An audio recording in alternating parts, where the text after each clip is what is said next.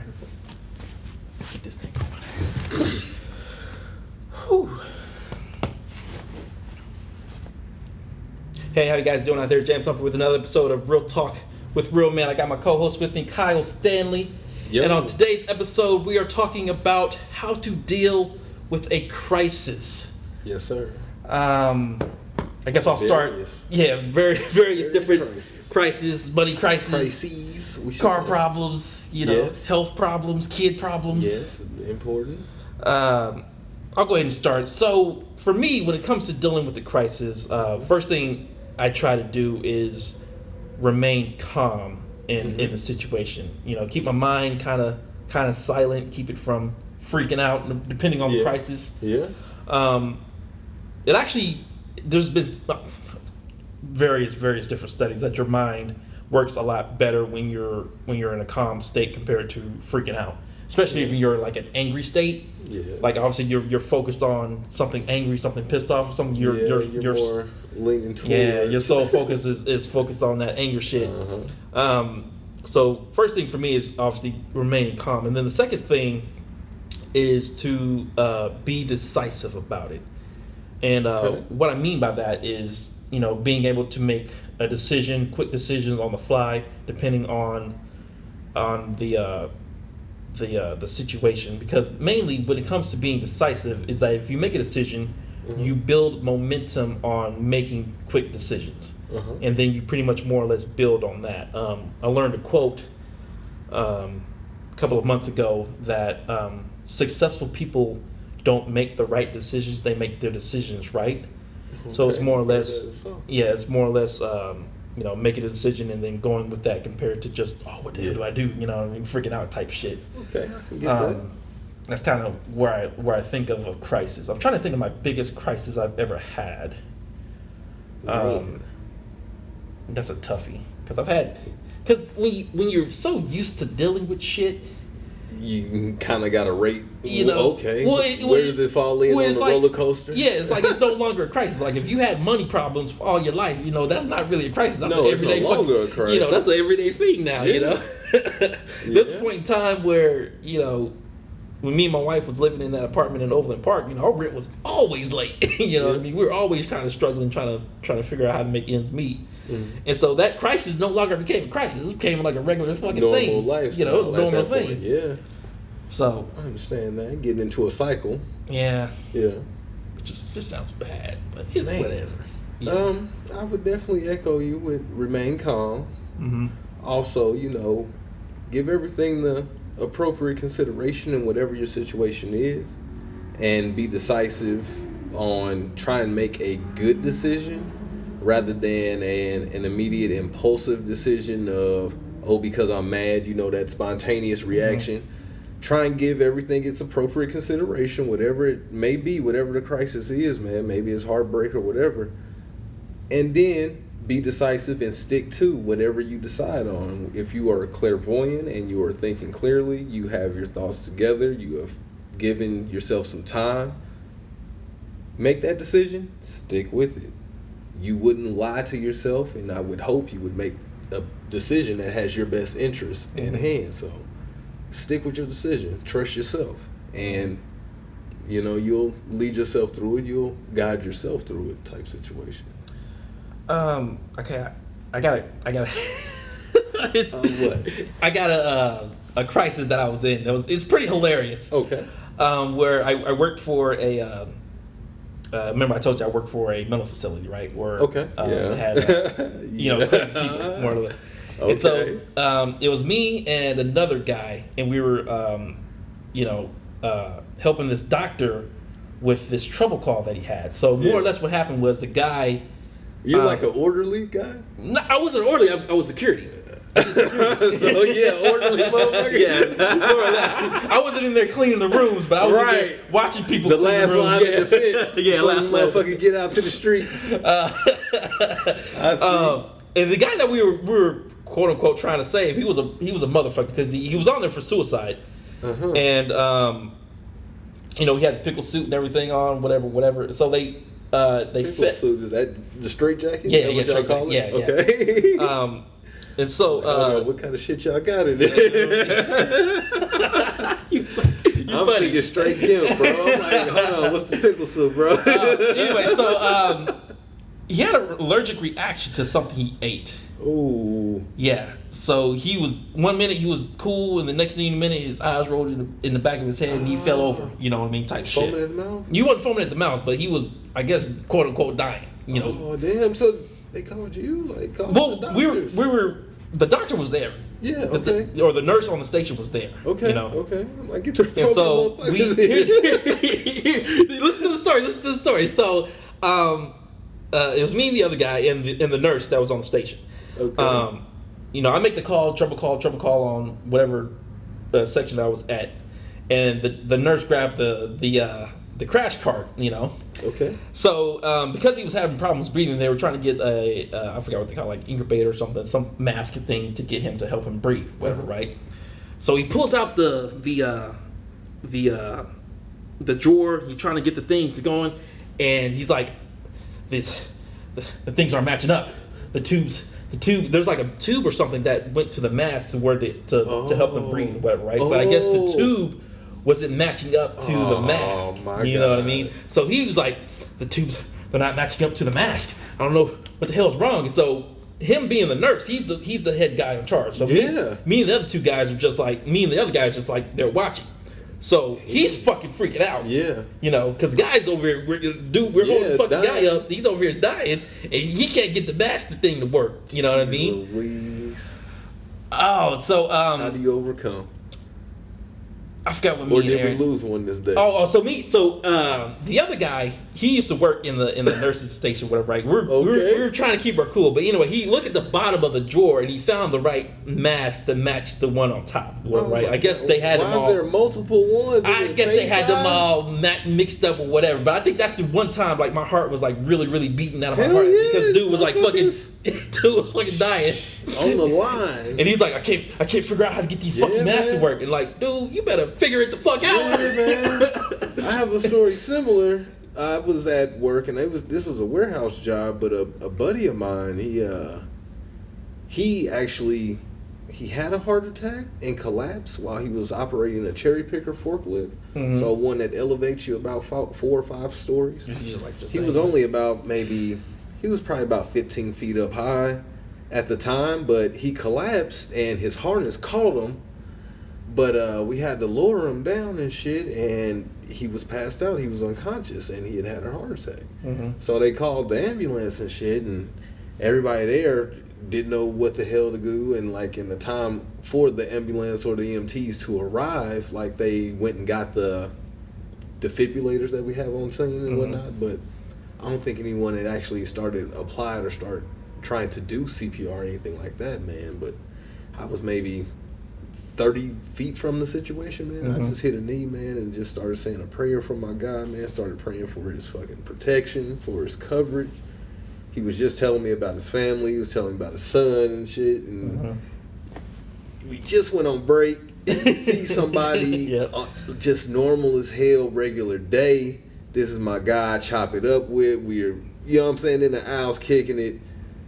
And to see him passed out and laid out and turning blue, and you don't know what the fuck is happening, bro. That in that crisis where I didn't have the know-how, or I wasn't able to approach the situation because, you know, they were keeping us back by this time, even till the EMTs arrived. I consulted God in those moments. So in some crises, bro, you just got to pray about it if you have faith. If atheists, I don't know what to do, brother, but I think they think about it. Right. Remain calm and let it pass. I don't know, but if you have faith, consult whoever you go to with that faith. I most definitely had a very big freeze moment when it came to like medical emergencies like that. Yeah. Where I just freeze and I don't know what to do. I was like, are you all right with blood and stuff? Oh, hell no. I'm cool with everything, like needles and everything doesn't bother me. So I think I would be able to help somebody if I needed to pick them up or do whatever the fuck, even apply CPR. But I wouldn't. I don't do blood. I don't do hospitals. I don't like hospitals though. I don't like hospitals. And just for me to say that I used to work at a mental facility, which is more or less like close to it, exactly. You know, close to it. You know, the smell is no different. You know, Yeah. I don't know what the hell they put in that Clorox or that bleach or whatever, but the smell is very, very similar. You know what I mean? Yeah. I've been in multiple car accidents though. I guess in my early 20s, where been in a few hit runs, that kind of stuff. And those crises were very manageable compared to, you know, what it could have been. Yeah. Like it could have been a lot worse. Yeah. Like losing my career, losing my job, going to jail type. With insurance, you know, shit was kind of worse. But yeah, I think it was only until like after my 25, 26, whatever, when I've been able to respond more actively to stuff. Okay. And I think I want to say it has to do a lot with my kids. Because when you gotta start making decisions. Yeah, when your kids are born and they start getting into shit. Yeah. You know, crisis stuff like that. Yeah. I'm trying to think, did Nick have any near death, situations? I don't think so far. There's been times where, you know, I got a little worried. Like he bumped his head one time. Yeah. On like you had to rush him in? No. He had just a knot on the head. It was a big, nasty looking knot on his head. Uh-huh. And you wouldn't, when you see him like this, you wouldn't see anything. But when you turn here, it's like Two-Face. Damn, yeah, something like that. Good golly. Addison's more my daredevil. She's the one that likes to jump in the pool without having any floaties or anything. Yeah. Mm-hmm. Jumping on faith. Went to Worlds of Fun one day. Yeah. And she decided we were in one section of the park, and she decided she wanted to walk to the other section of the park, you know, and try to get into the wave pool and everything. And I guess I lost sight of her with all the kids and shit that was going on. And I must have been that crisis was, I think, the only time where I was freaking out. You know what I mean? Hell yeah, that's Worlds of Fun, and you don't know where your baby is in eyesight. Like I was running all over the place for that. Boy, panicked. You know. I done had 4 heart attacks. Boy, my son was out of my eyesight at Worlds of Fun. Yeah, I think that's you know, when it comes to your kids, I think that's like full the one. sprint. Yeah, that's the one crisis sprint you can't really, think shit through. You're trying to tell yourself be calm, and then you're thinking about all the shit. Bro, I'm immediately thinking somebody that went to the parking lot with my child. Yeah. And now I got to do a murder. Yep. Those are my first 2 thoughts. Somebody that headed towards the park. I'm headed there first, circling the parking lot. Then once I figure out that's clear, I'm going inside. So okay, you're still here. Boom. Where is he in here? Are you setting up like barricades? Like, can I pop the trunk? Can I just whatever it takes, go by any means necessary, to the fullest extent of that statement. Shit, it's got to come on about my son. Nah. What would you say about heartbreaking, bro? Oh man, because that's a crisis, and that's a reoccurring crisis, and that's various ways on that. Because a lady can break your heart, but certain shit about life will break your heart. Yeah. I've had several heartbreaks in those crises. Porn is not good. Don't do that. Not suit me. 20s James, when he dealt with heartbreak, he did not handle it right. I'm just being honest. All right. Now, once I had the whole, there's more fish in the sea type stuff. You know, it's easier. And then I hate when people say, it's bad to jump right into a new relationship after a bad relationship.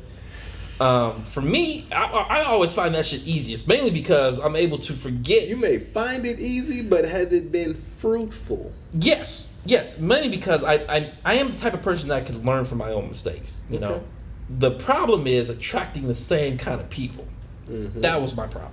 You got to get to know yourself. Yeah. You got to take the time to get to know yourself. Not so much as knowing myself, but knowing the other person, you know. But you know yourself, you will lead yourself into attracting and actually approaching people that are more aligned with what you actually want. Yes. When you be honest about what the fuck I want, you will stop entertaining people that don't fit that character.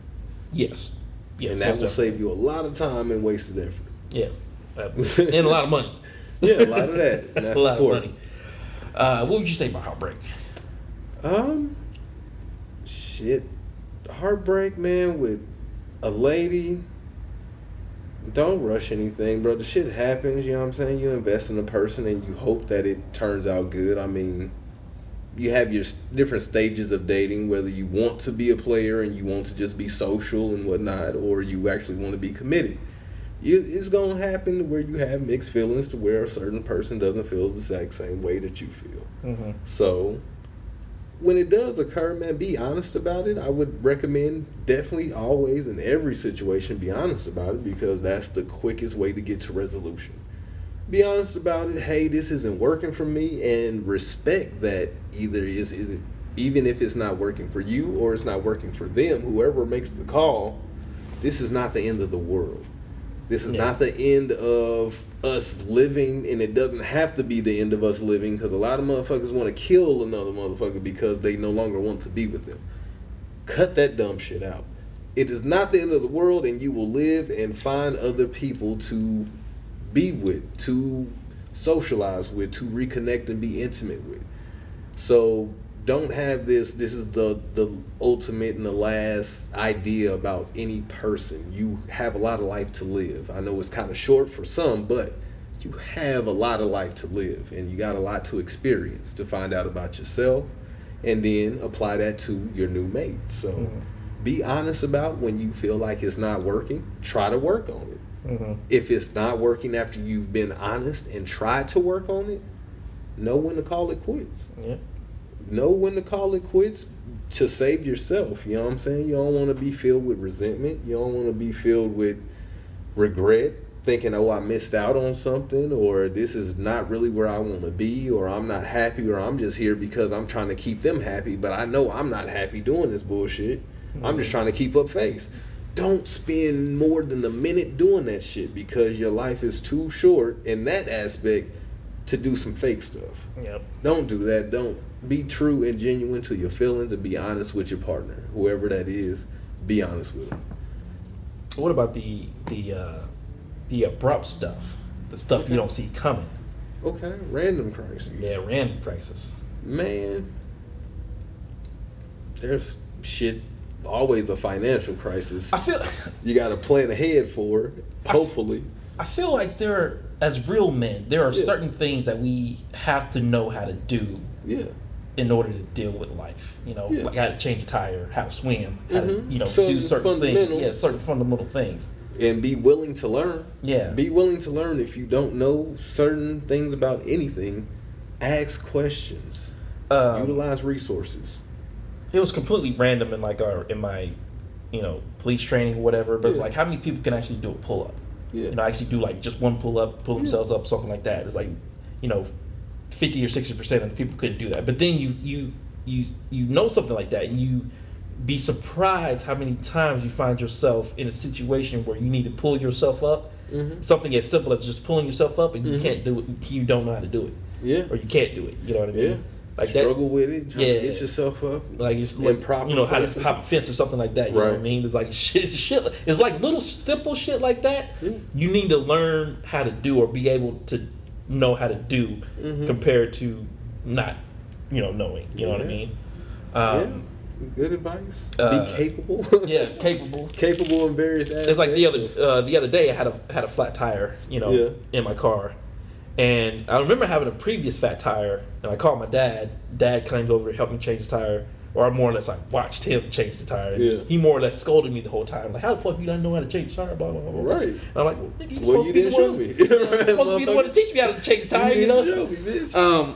But now that I had it a couple of weeks ago, it's like, okay, I'm man enough. I can do this shit on my own. Don't need to call anybody. Don't need to tell anybody. Don't need to put it on Facebook. None of this bullshit. You know what I'm saying? Right. Change the tire. Got to take care of all this other stuff. It's like little fundamental shit like that. Little crisis. Be resourceful. You can YouTube a lot of shit to figure out how to completely change your life. Yes. Try and be independent in that way. Taking care of things in your own. That way you pack your what do they call that? Repertoire. With more skills.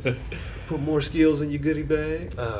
Trying to figure out when this motherfucker showed up. We already had kind of a small crisis going on because Jay Hatch was running a little currently late. dealing with one. You know, running a little Speaking late. of crisis, and this is the first time this happened. So And so we figured this is how you handle. we go ahead and roll the camera and then wait till we just pull up. But Give my man an introduction once. yeah, he's on color people time right now, which is fine. he's slowly running out of time. We shall overcome. Yeah, we shall overcome. Still trying to figure it out. I guess he'll hop on eventually. I would say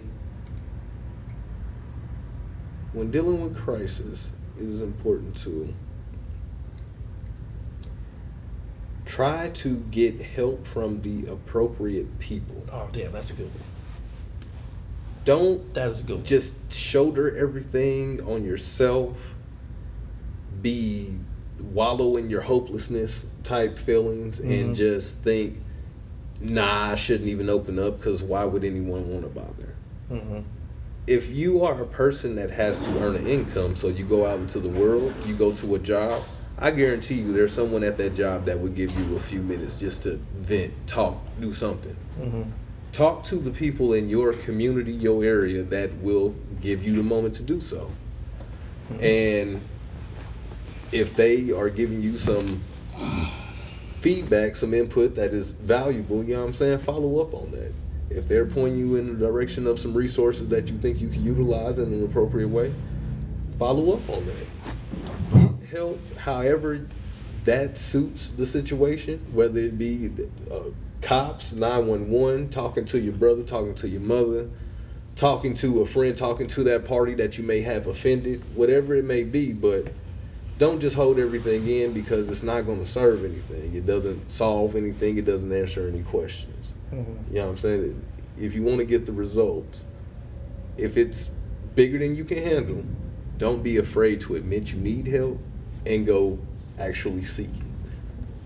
I can most definitely counter or agree with that, finding help with the appropriate people. Like Yes. that's a good one.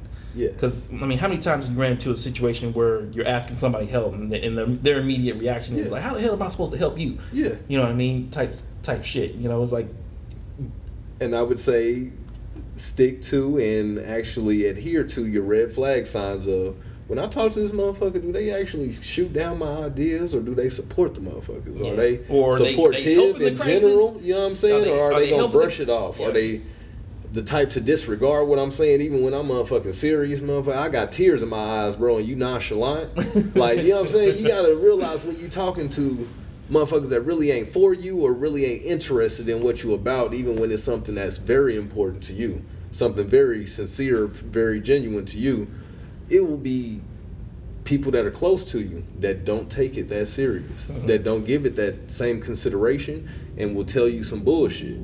Oh man, fuck it, fuck that bitch, bro. You don't need her. Wait a minute, you got investment there with that woman. You might want to consider, trying to make up. If it's something that can be forgiven, preserve that. You know what I'm saying? That's a person that actually has your best interest at heart.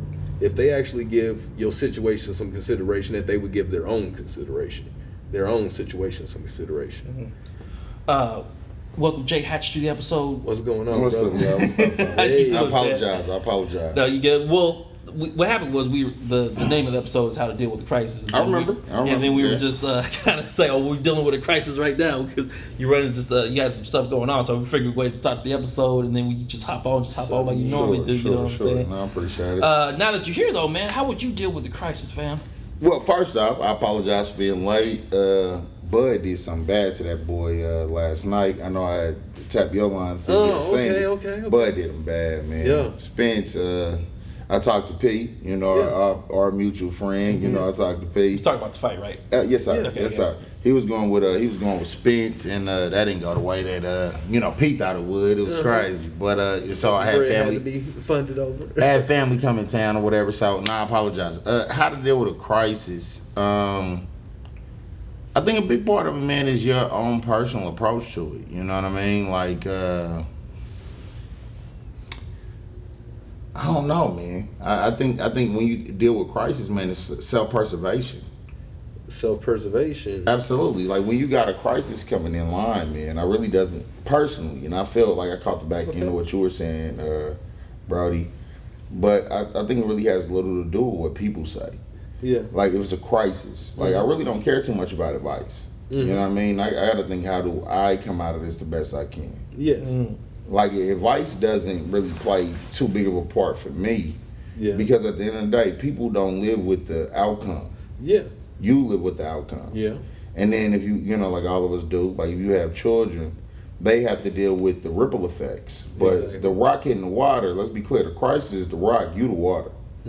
I really don't care much about what other people got to say. You know what I'm saying? So you Like, don't even seek feedback or anything? No, I really don't need to. Okay. If I'm gonna be honest with you, I really don't need to, man. I Like, relate to that because I functioned like that for so many motherfucking years. Bro, 100%. So to hear you say it, it's just like, yep, I hear you. I don't, there's no energy for the feedback, really, for me. You know what I'm saying? Because at the end of the day, ain't nobody gonna, like, you do something that's criminal, ain't nobody sitting in that cell but you. But you. Yes. When it comes to things that, you know, hurt your pocket, hurt your potential outcome, don't nobody deal with that but you. Yeah. That's you. Yeah. And it sounds good to put it, you know, like, I don't know, the people around me. And don't nobody stand on that with you. And it's funny because I was talking about people dropping them off at the hotel. We was talking about that fight. All them people was on Spence's side, talking all that good stuff from the crowd. Ain't nobody in that ring but Spence.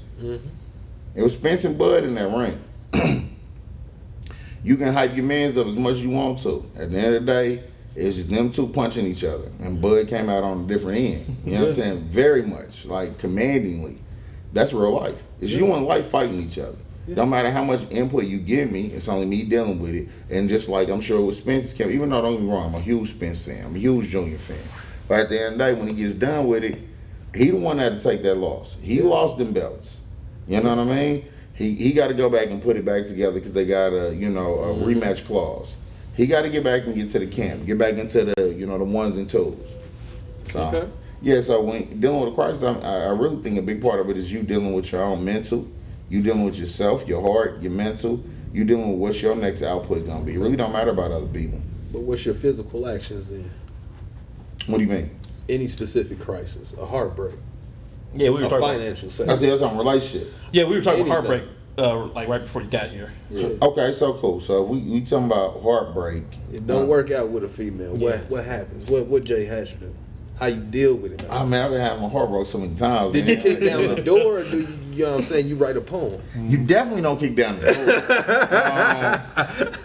I've knocked on doors before. Yeah, no, everybody. I've knocked on Every man, doors want before an a while. explanation? Yeah. Damn. no, every man done got borderline.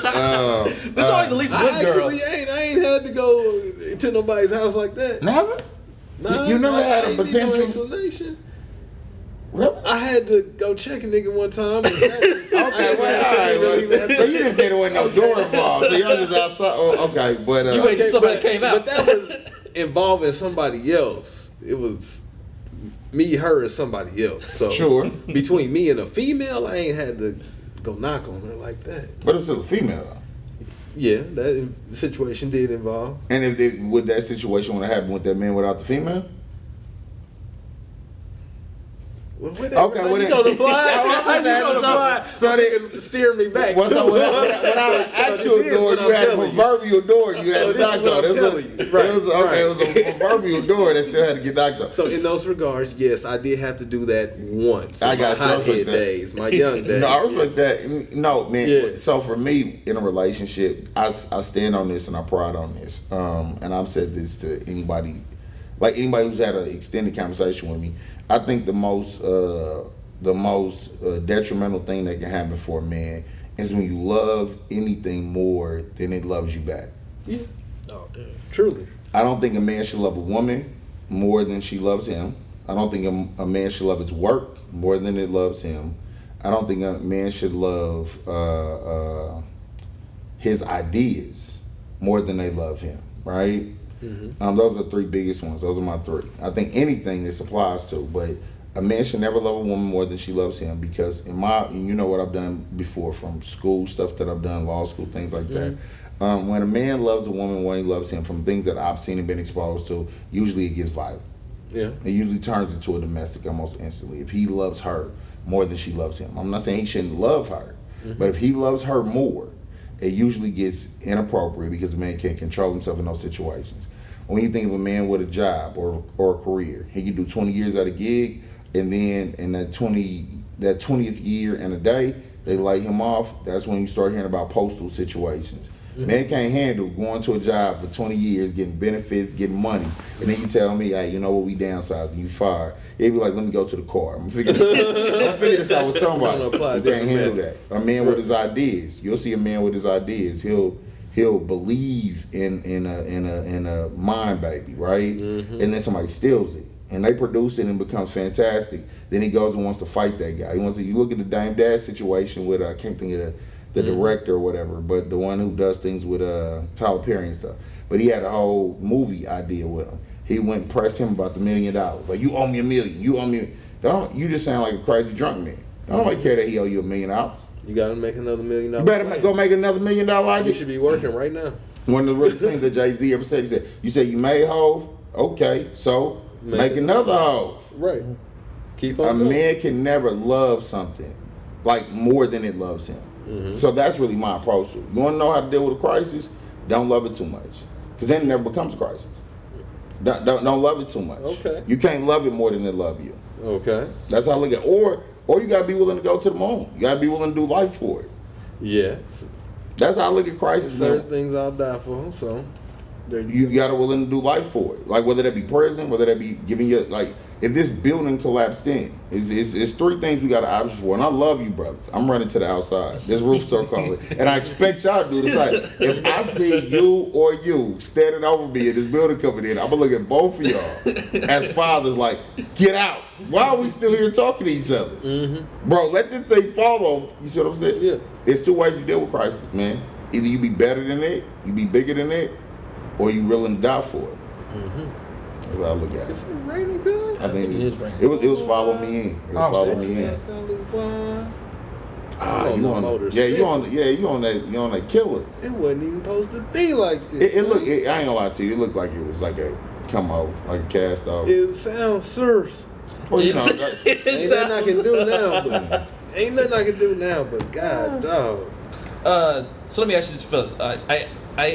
Well, I guess me and Kent or me and Kyle answer our question earlier. right. Sorry, I got the name mistake. It's tough. Right.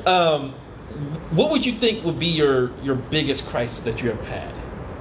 Could be anything. It doesn't have to be about relationships or whatever. Like your biggest crisis you ever had. Reinventing my career. When I left from, I know both of y'all know, like my first career. You know what I'm saying? I won't put that, on, but yeah, man, I fucked up. You know what I'm saying? I fucked up, man. At a young age, man, I fucked up, man, and it wasn't even just, I went out, got a little bit of sauce in me, fucked up, but I also had that burner on me. I also had a misunderstanding. Didn't understand then, but I see now. I also had a misunderstanding with my hands. Did they understand later or? Listen, I'll be honest with you. Proctor. A younger me, don't get it twisted, it's still in me. But a younger me, man, I didn't have no problem putting my hands on a person. Yeah. And I also had the burner on me, and they thought they was gonna talk that way, and they say they had something. I actually did have something, and so that was a misunderstanding. Show me yours. Show me yours. I'll show you mine. Or you say that you got yours, I'm gonna show you mine. And so it was a young dumb nigga situation for me. To be honest, and one thing about me, like, it's never been I've always tried to be the good guy in any situation I've been in. You know what I'm saying? And the thing I had to learn is there's no such thing as villains, or good guys, right? Yeah. It's just people. Yeah. And you can't get talking too slick, put me in a bad position. I ended up getting into a scuffle. Obviously his friends wanted to get his revenge, and I respect that. One cat started talking about having something, I had something. You know what I mean? And then people at the location we're at weren't the best in response to me responded. And so then next thing you know, I'm on the highway, they like, yeah, we're gonna figure this thing out, So to say that's probably the biggest crisis I was in, because we're talking about fighting for my life. Yeah. Right? We're talking about fight, or at least for my freedom. Maybe not my life, but at least for my freedom. We're talking about fighting for my freedom. I'm not a gang banging ass guy. I'm not no criminal ass, like, that's not me. But I definitely had to learn that I had to get my emotions together. Yeah. You see what I'm saying? Yeah. And that's tough when you're trying to piece that together. When you getting bailed out of somewhere, they're like, we gonna talk about this in 14 days. Like that's some scary shit because that's not me. You know what I'm saying? So that's probably the biggest crisis I ever dealt with. You spoke on getting your emotions together. What does that look like? Not going to the same places because I still don't like disrespect. Cool. But I agree with that. I still don't like disrespect. I agree with that. Not going to the same place. Honestly, bro, going out ain't even the thing for me really Yeah. anymore. If I go out, like you already, all three of us have to do something. Like, we got to do something. Like, bro, because we'll have a good time. But so when I say not going out to the same places. Yeah. Because I really can't say not going out with the same people because it wasn't the people I was with. It was where we went. And then shit gets misunderstood. Yeah. Things get it. But a part of that also plays with maturity because I can hit up. I mean, we all know, one of the main kind of downtown spots. That's where we was at. And so I can do that now because I know how to get away. So part of dealing with my maturity was going to therapy. Going to therapy, working through absolutely. how I respond to shit. I don't do the whole what. Nah, I just leave. I'll be a bitch ass nigga. And that's how you feel about me. Right, I ain't Hey worried man, you about got your it, brother. opinion. Hey, you Right. got it, brother. You got shit. I'm not worried about your opinion, bro. Like you don't know me, and I know me. If we keep doing this back and forth, I'll fucking put you on the ground, bro. You know what I'm saying? I'm not afraid of you. I'm afraid of what I might. I'm do afraid of how this will look like when we're I'm done gonna with do it. this to you, and then And I so- got to deal with them repercussions. Absolutely. So That's I how I think make my decisions. as well. so a bigger part of mine is relocating. The way that I handle that is relocating. Like finding other places if we could just have because when you add alcohol to anything, make it go bad. Yeah, I mean, But it's has a certain relocating. tension. Well, because you get more comfortable. One, there's two ways that alcohol hit a person. So, but to answer your question, I started relocating because there's two ways that alcohol hit a person. Either one, to give you courage, or two, it make you too loose. It's really the only two ways alcohol works. So either give you courage, and that can get you fucked up, or it gets you too loose, too comfortable, and that can get you fucked up. True. You know what I'm saying? Or it can make a fucked up situation potentially happen. True. So when you go to a location where everybody has something to lose, even if you get too loose, we all got something to lose. Right. You see what I'm saying? So now we all like, because alcohol gonna get On you. the even kill. So now we all lose. Now we all just, boy, you better. Better forget that shit. Let's Y'all- slide. You know what I'm come saying? on, We got straight shit up. to do tomorrow. Straight up. We got shit to do tomorrow. Straight up. So, I agree with you on that. Yep. Go ahead and. what about you? Oh, my worst crisis? Yes, sir. I had a medical crisis. I told you earlier in the episode. Okay, all right. I I'm missed trying to it. think of That's another one. I have a couple of them. That's on me. Because my next crisis is I got into this nasty hit and run. I'm not gonna lie about it. I got into this nasty hit and run where I hit this guy, and I didn't have car insurance. Damn, nigga, so you the hit and runner? Yeah, God, and dog, here- you saying this on Cape? Shit. Yeah, that's dangerous. Yeah, here it's even worse. It's even worse. It's when I was early on in my police career. So if they would have called the cops, ran some numbers and everything else, they would have found out that I was working for the city with no car insurance. Hold on, no, we haven't rehearsed. Hold on. So is all of this settled? Oh yeah, it's all done. It's It's all settled. yeah, Okay, cool. it's all done. You was off the. You wasn't on the job at the time. You on the line. You went on. Were you on the job? Okay, let's do this off. No. Let's do this off kill. Let's do this off kill. kill this Because I'm curious. Well, we can do this off kill. We can do this off kill. I wasn't on duty. Yeah, but either way, we can do this off kill. Okay. We can do this All off right. kill. Okay, that's great. No, that's real. That's Yeah. crisis. That's a crisis. Because let's be clear, mine at the same time, mine was off completely off duty. Like, but still, yeah. I'm trying to think of another crisis I had. Well, I was homeless for like 4 months. That's real. Yeah.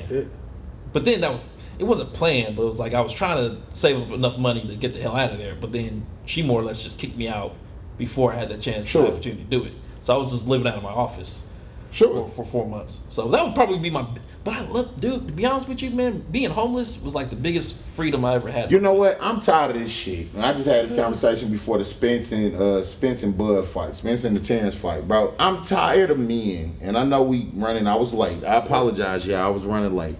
I'm tired of us downplaying the fucking shit we deal with as men. Yeah. Like, bro, if a That's real bitch, shit. I'm talk. If a bitch lived out of her office for 6 months, Yeah. we would do a GoFundMe for that hoe. Probably. Somebody would. Brother, if it ain't a GoFundMe, it's gonna be either cash paying, or was it Cash apping her, Apple paying her. But Stop that's playing part with me. of her opening up her mouth and saying, Nah, I fuck need that. this. See, and that's the crazy thing. You know what? This crazy thing, bro. Motherfuckers gotta talk, bro. A lot of motherfuckers be This is dealing what with we shit. do. Don't talk to This nobody. Brody, if you my mans, Yeah. case in point, what happened? We ain't talking about the last 2 weeks since we recorded. Yeah. I just hit you out of the blue. Yeah. Like, hey, bro, did you see the fight? I was just hitting you up. Do. You was like, hey, bro, you already know I'm taking care of business. I respect that, right? Yeah. And I hear what you're saying about not opening up. And one thing I'm going to do better. Yeah. I'm done with that. What I'm going to do better is actually communicating with you more. I don't want to hear well, it's his fault he homeless. Fuck that, bro. We don't. This is my thing, and that's not me knocking women. I think women do open up more. They do share more. And I think that's dope. But we talking about crisis right now. We have to then do more to actually check in on our own. Because if we know that men don't speak more, there's nothing wrong with a man trying to figure it out. Because you're programmed that way. So we need to check in. We need to check in more, and then past checking in more, we need to stop doing this thing where it's like, hey, man got to figure it out. Right. Bro, that's bullshit, bro. Everybody for themselves mentality. Listen how my man just. That's very divisive. Listen how Proctor just explained. He said, "Yeah, I was homeless, 6 months, but that's the best time of my." Fuck that. Ain't nothing good about being homeless. Mm-hmm. But wherever he found his solace, he found his silver lining. You see what you're doing. You see what you're doing. I'm saying the real about the whole situation, because I have terrible situations where I got good shit out of it. Though. I'm gonna keep it a bug with you, and I think everybody can speak to that. I was homeless before I got on my main career that y'all both know.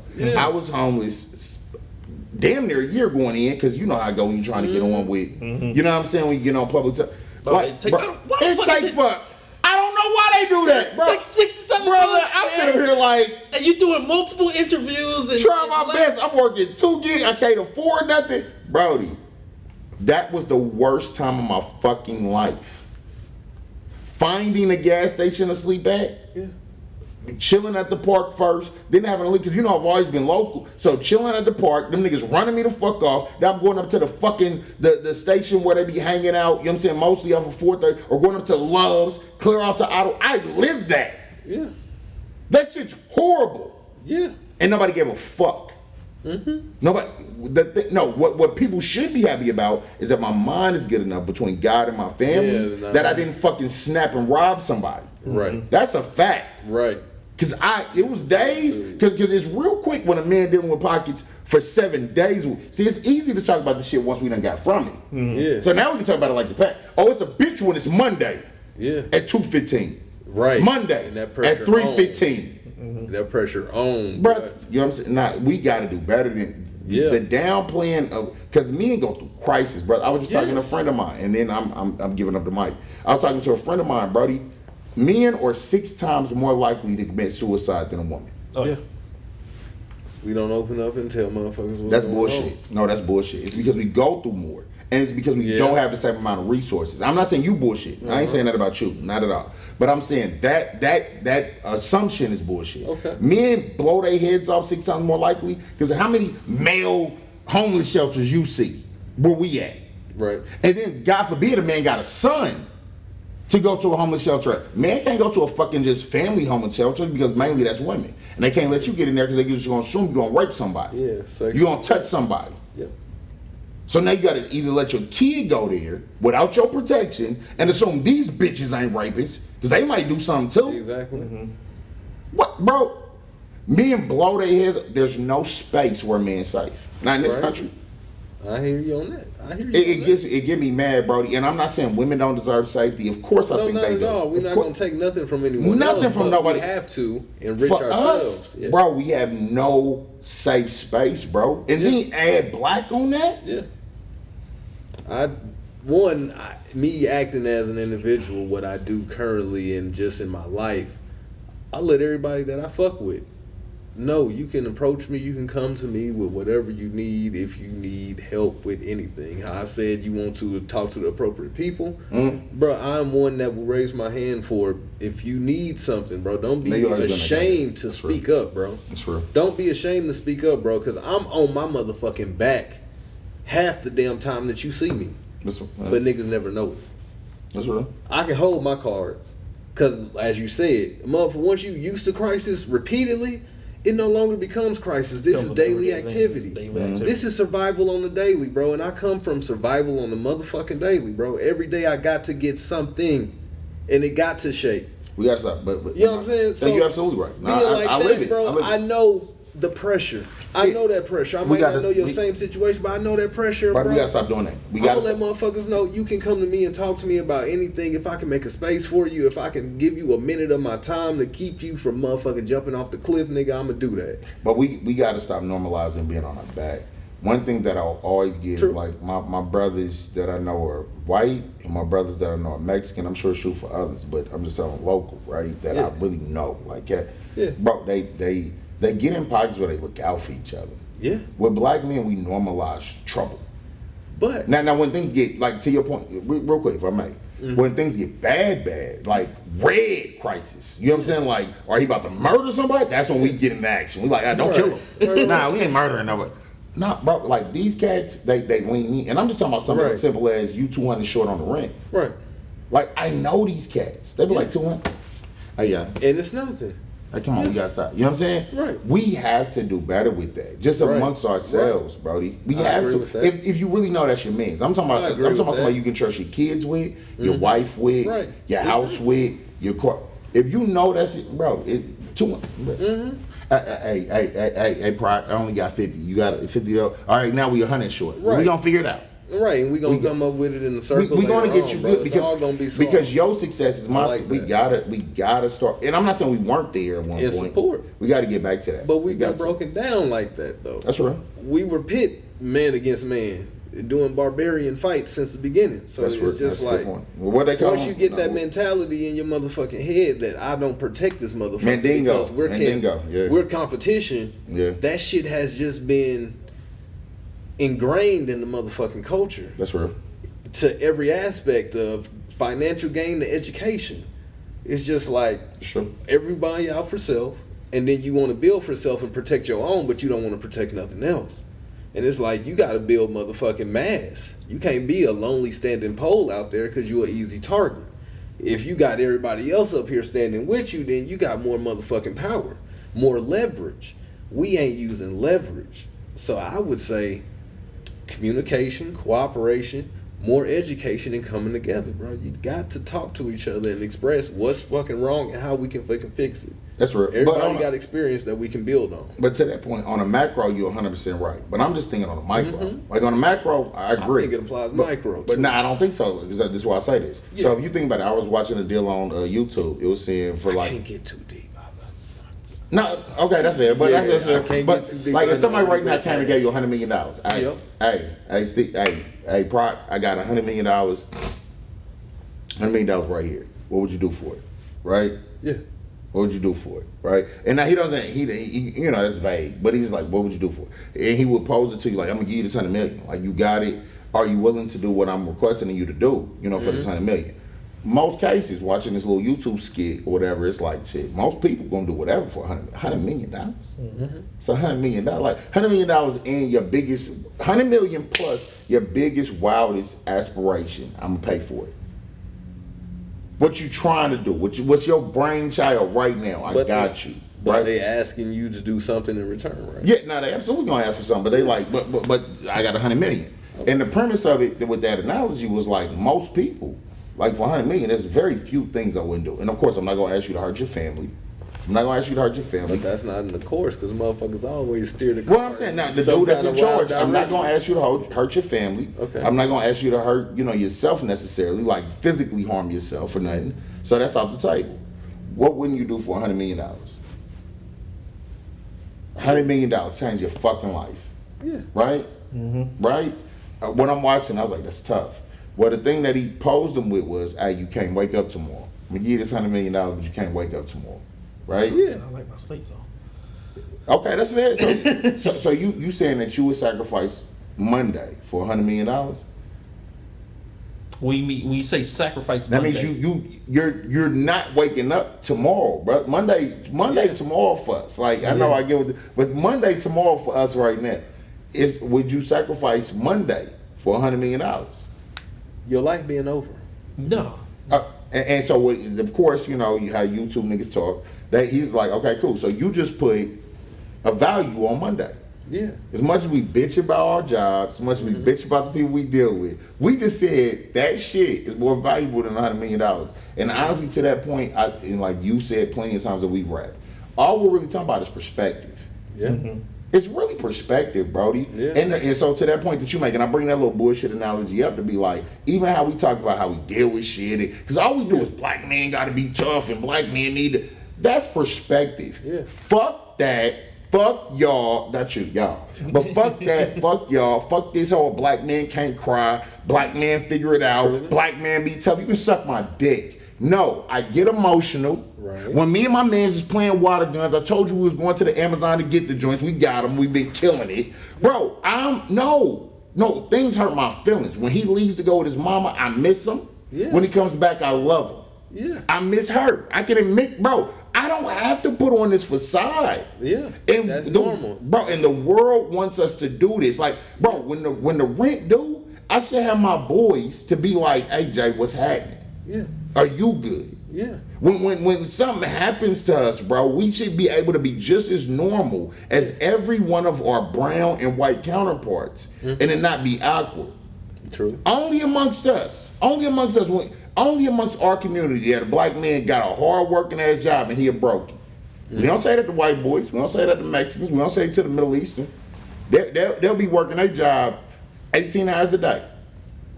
Black man go to work every single day. Maybe got 2 jobs. He's still a broken. So how the fuck?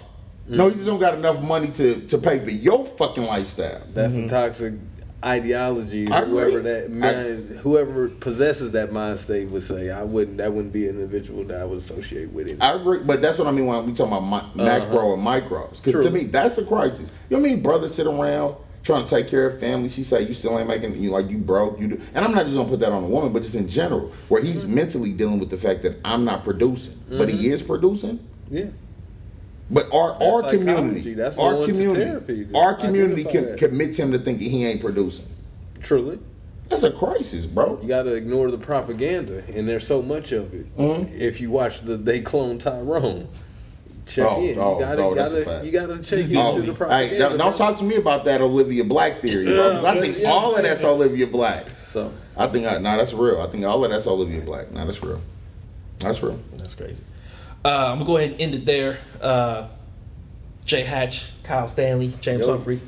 See you guys next week. If you want to stay a few minutes, you know. Yeah, of course. Totally up to you, man. Yeah, of course. What's going on in the life of Jay Hatch? Man, family came in town. We had a fucking wedding. The wedding. Yeah, people ruining their lives, man. Y'all boys get home safe. Later, brother. Goddamn, Be love careful. y'all. Y'all be careful. Like you too, buddy.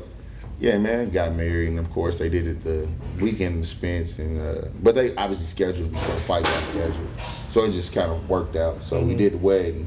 Of course, my cousin's husband, he like, hey, we don't fuck around.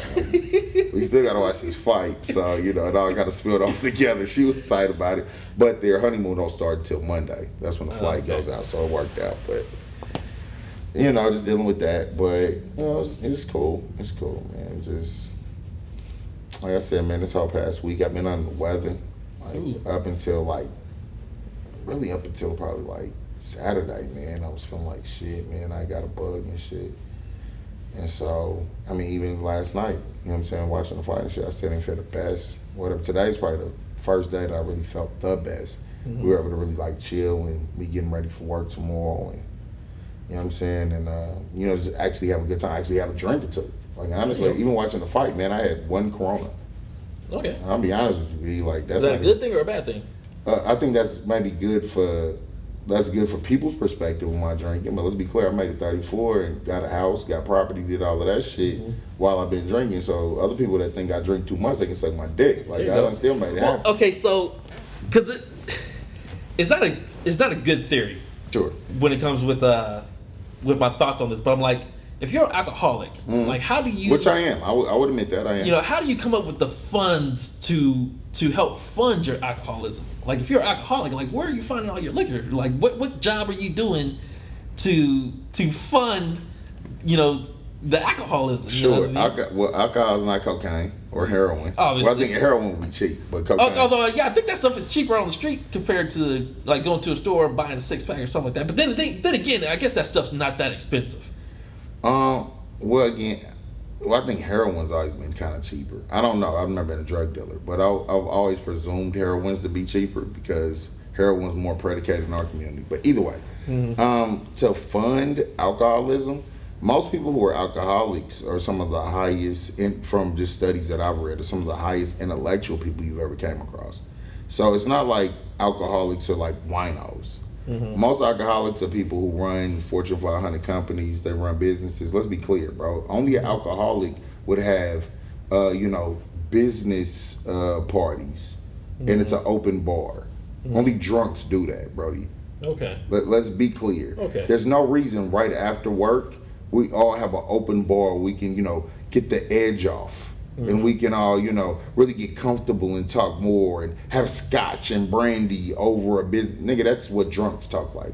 There's no reason we got to handle business at 7 o'clock, having a business meeting, and we're doing double shots of scotch on the rocks. Why are we doing that? Well, I got to a point. We're doing that because we're drunks. For me personally, I got to the point where, because I kind of wanted this to be like a social thing, so I was buying alcohol or whatever. But me and Kyle wasn't drinking the whole thing. So then I was drinking it myself, and it got to the point to where I was finishing a bottle every week because I was drinking every single day. Sure. And it's like, okay, maybe this is starting to be a problem. So you was alcoholic. So I stopped drinking then. So I respect that. So it's been like a couple of months now since respect. Me and Kyle, whatever. But then I don't see myself being an alcoholic because it wasn't like I was getting drunk off my ass or getting buzzed or anything like that. I was having like one drink every single day till the bottle was done. I think the problem with most people is we don't like the terminologies. Like, it doesn't bother me. When I say this product, and I like calling you Proctor. I like calling you Proctor. Like, when I tell you Proctor, I don't give a fuck what people think about me. When I tell you, I don't let people live rent free in my head. I know I'm a great fucking father, and I will admit, Lovey, Junior's mom, Malik's mom, she helped me with that because she values me in the things that are important, right? Even though me and her ain't together. Whenever I bang her line about something going on with the boys, she lets me know. When it's time for me to pick up my boys, it's no hesitation. She'll meet me there or she'll be there so I can get them. You feel me? That gives me value. So this is why, as much as people think I hate black women, I really don't. I just hate certain black women. There's other ones I love them. There's other, and Lovey, love her to death because she values the things that I value. What a person thinks about me having a drink or two, they can suck my dick. I really don't give a fuck. And I think if I may, and I'm done with here, I'll give it up on here. I think a lot of times what happens is people hear the term alcoholic and we give a fuck what people think about what that means to. Let's be clear, some of the greatest alcoholics, Albert Einstein was at. Yeah. But we never bring up that when you see what I'm saying? Albert Einstein was at. Even though he wasn't an alcoholic, but he would have his drink. I don't know if he was or what. Martin Luther King Jr., I know he had one or two. Yeah. I know he smoked his squares.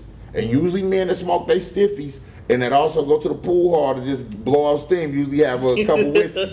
Just from my experience. I don't know if he drank but I just know that's what usually comes along with it. So it's like, let's be clear, man. Some of the greatest minds we've known, and that's just two to name a few. I can name musicians and other things that go along that line too.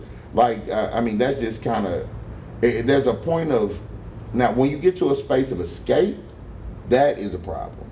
But I think alcoholism is just pockets in which you're just trying to find something to kind of like soothe the voices. Because when you're super intelligent, bro, you got thoughts popping off in your head on the regular, brother. And you're trying not to overly do. You know what I'm saying? It's an overstimulation sometimes. But, you know what I mean? But to answer, and then I'm done. To answer that question, how does a person fund that? Like, because you're not in a place where alcohol is more important than your livelihood.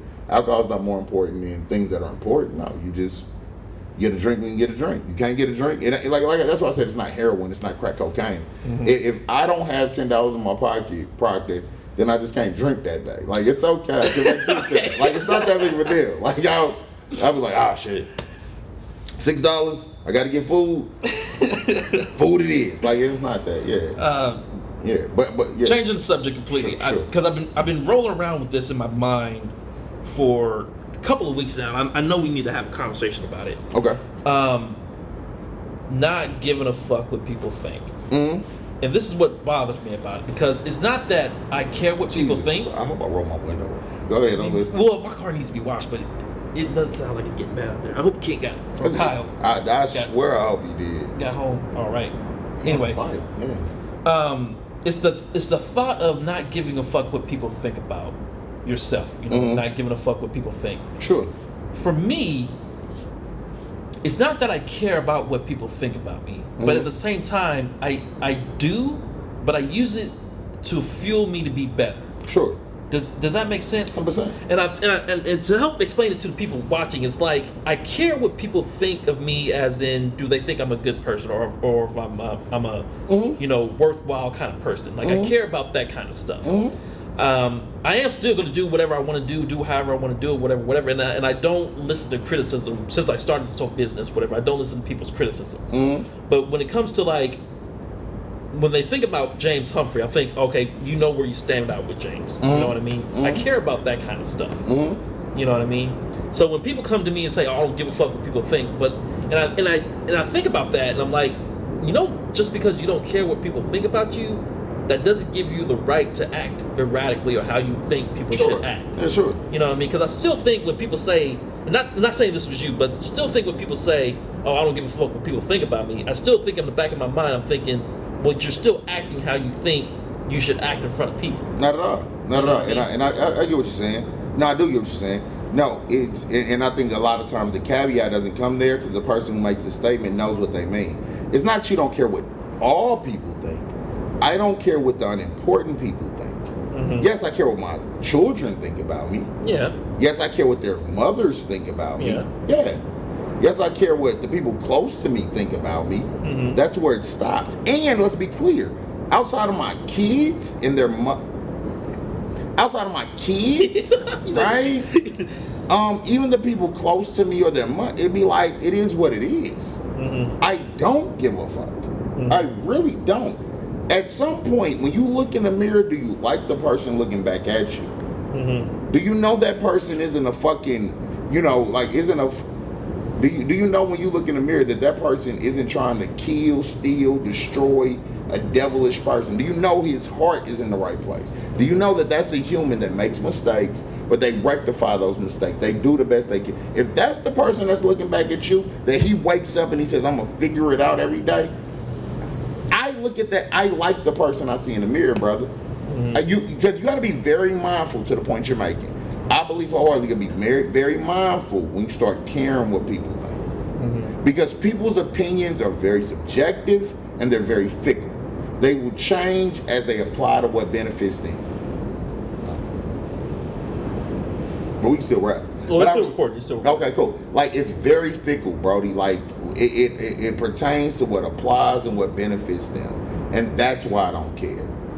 That's why I don't care. It's funny. You'll date a shorty that you were dating a previous chick, right? And then you start cheating with her, right? And then she's comfortable when you start cheating with her. Now you ain't a dog ass dude no more. Now that you with her and you pick her, no, you still are that dog ass dude, bro. Yeah. But funny how she'll be like, "Nah, I love Proctor, man. He a good guy, man. I think he's no, bitch. That's the same dog ass dude, right?" So opinions, when I say that, bro, when I look in the mirror and I see that man, and I know that man got food in his son's bellies, got shoes on his son's feet, got shirts on their backs. They okay. I pay when I'm supposed to. I know they all right. I know I'm there to comfort them. If they can be somewhere in reach to me to comfort, I know that I pick them over myself. Nah, brother, that's really all that matters to me. What people think about me really don't fucking matter. And the older I get, the more serious it gets, because I'm not the guy that wants to scrap anymore. Like, I'm the guy that can't be like, "Yo, whatever, Puss, you did it. You got it, bro. You got, whatever, bitch ass, I bet you better." Like, hey, man, you so right. Yep. I get it. I don't give a fuck what you think about me, goofy. I have nothing to prove to nobody, man. And honestly, I'll be real with you, Proctor. You get that from seeing that man and knowing him and being around people who pour into that, brother. And now, let's be clear. I'm not going to sit up here and talk like I've been there my whole life, brother. It took me 32 years. You know how old I'm trying to hit that, brother. This ain't, like, this is new. This is still new. But it took me 32 years to get there. And that's when I started being more careful about the people I let the fuck around me, that I talk to, that I let pour into me, and I started paying attention to my therapist. Changing your circle. Brother, my therapist said, why the fuck would you let somebody, well, he didn't cuss, but he was like, why would you let somebody around you that's not pouring positivity? I had to sit there and be like, damn. I'm spending the last 15 years in this friendship protecting it. Well, I can tell you why. It's because of your loyalty. That's a fact. That's a fact. Yeah, when you become loyal, it's strange because when you become a loyal person, the loyalty will blind the kind of person you're being loyal to. That's real. You know what I That's mean? real. So it's That like is you're being super loyal real. to that girl knowing damn well she's a hoe ass, bitch, whatever. You're being loyal to this dude knowing damn well he's a, Hoe ass bitch too. ass Same nigga. You know what I mean? verse. It's that loyalty to yourself Right. is what makes you loyal to bad people. That's a fact. It blinds you to the realism of what people is. And I learned this pretty just a couple of months ago that how you think about a person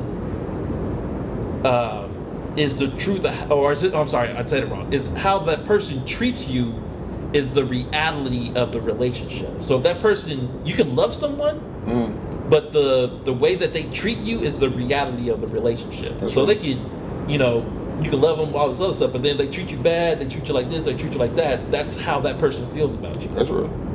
That's real. No, that's right. 100% crazy. When I learned that, it's like, okay, I can see why that happened. Well, how to this that, happened. well, then I would say stay on that path, because if you know that, if you learned it a couple months ago, stay on that path, because then that gives you, to me, that blossoms into not worrying about what people think. Oh, brother, I promise you it do. Because if you're there, see, I got what you just said, not the way you said it, but that where you ended that, where you concluded, I got that after not worrying about it. It took me therapy, brother, to like, and then I learned that part, to be more conscientious of friendships. If you got the friendship conscientious shit already, brother, give it a few more months, you ain't gonna give a fuck what they think. Why? Because you know what you do and what you provide. I don't know. I think for me, it's more my image, because I'm trying to obviously portray this businessman that's working with several different, Sure. million different people, and I would like to give that. Let me ask you something. When you talk about your image, right? Yeah. When you bring up image, I personally think you're a great fucking businessman. Yeah. I personally think that you're a brilliant mind. I personally think since we were fucking 15 years old and was sitting in the fucking lab and Miss what was her Miss Ray. Huh? Miss Ray. Was it Miss Rice? When we was in there with Miss Rice, I thought you were a fucking genius then. I think you're a genius now. We're talking about 20 years later, right? And I see this coming into fruition, right? So sometimes what it is really is you just want the approval of the motherfuckers who don't feel that way. And why do we chase that? Why can't they just suck a dick and die? Like, why do we chase that of the person who does? Because I think, and let's be clear, Proctor, I think I'm a brilliant nigga. Yeah. I think I'm a very intelligent man. I think I'm a very good evaluation of talent. What are we chasing it? Because there are people who think that motherfucker, very brilliant man, very good evaluation of talent. So when you say, and I'm done after this. I'm gonna land after this. But you said that in the context of my image when it comes to being a business. So there's two people here that I know you respect that think you're a great businessman. So whose approval are we looking for if two people that I know you respect him? Oh yeah. I believe wholeheartedly you respect me. Absolutely. So these two people are saying, nah, brother, you got it. Then who the fuck approval are we looking for? Because you got two. That's a good question, man. That's all I'm saying. And that's all I'm saying. And that's all I'm saying. That's the torture. Because I don't know. Because I feel as a businessman, if you don't have a good image for your business, it's not going to sell. You see what I mean? I do. So I guess I'm looking at it from a business aspect. Like I don't, like, again, I'm gonna do whatever I want to do. I'm gonna do however I want to do it. Because I don't care what people think. But at the same time, it's like I want people to think that I have a good business. I have a, or else they're not gonna buy it. But see, it's a difference between character, because character will always humble and cause yourself to limit action. Right? There's nothing wrong with character. What we're talking about is insecurity. Yeah, okay, you're right. So I guess separating character from insecurity Yes, sir. is totally Character different. is fun. Yeah, absolutely. Yeah. Hey, Yeah, I do care about my character. I'm out here, there's people around, there's 2 drinks. Yeah. That's fine. That's character. I respect it. Insecurity is, man, I wonder what they're going to say about this second drink. Fuck they bitch ass, There you man. go. Yeah, you're right. If I want to have 2, I'm going to have 2. Yeah, so we're on the same page. Yes, yeah. sir. Yes, sir. That's what I had to get past. Because the insecure, that's where worry comes. Character is just you checking it on the front end. I have no problem. Of course, there's certain things you got to just be like, I can't do that. I can't do it. I wish I could, but it's people in here, man. People in here, I know how they do it. That's fine, but no, it's the insecurity that makes you be like, man, I wonder if somebody seen that drink. I wonder if somebody seen me yell at him or get into that argument with her. You know, fuck if they did, bro. You're a human. Fuck them. They're not worth it. And to your point, even with business, bro, the people who supposed to buy it, gonna buy it. The people who want to fuck with it, gonna fuck with it. I promise you, for the last 500 years of this being an established, moving forward ass country, that's always been the case. Yeah. If they're gonna deal with it, they're gonna deal with it. No matter what you do. You know what I'm saying? So, yeah. That's all I look at, bro. And you dope, man. I mean that, bro. You're dope. You're an intelligent brother. No, go ahead. Well, I mean, even past that, you dope, bro. You're an intelligent brother, man.